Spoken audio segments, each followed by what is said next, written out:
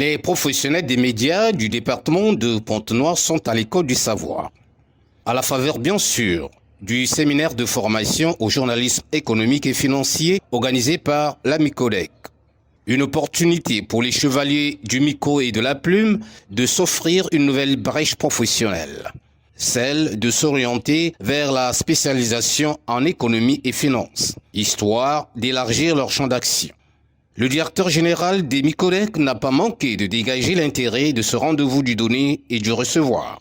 Le réseau Micodec compte à ce jour 45 caisses locales et points de vente répartis sur l'ensemble du territoire national, 420 000 sociétaires, 208 milliards de dépôts, 39 ans d'ancienneté.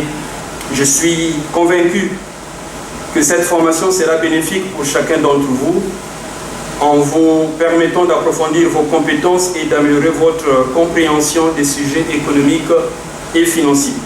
Déjà, cette formation a débuté par la présentation des Micodec, l'occasion propice pour les journalistes séminaristes de découvrir le fonctionnement et les différents services offerts par cette entité de microfinance de première catégorie. Qu'est-ce qui avait motivé les administrateurs de l'époque à déclarer la COPEC en faillite?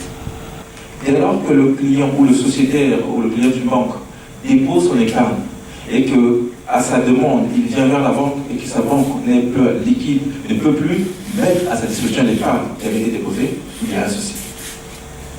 Et donc la seconde COPEC dont je parle, qui a fait faillite, c'est en ce moment-là qui commence à avoir des problèmes de liquidité, ne pouvant plus servir ces clients qui viennent demander leur épargne ayant été déposée. Cela a constitué un véritable tremplin pour les séminaristes afin de mieux appréhender les techniques du journalisme économique et financier.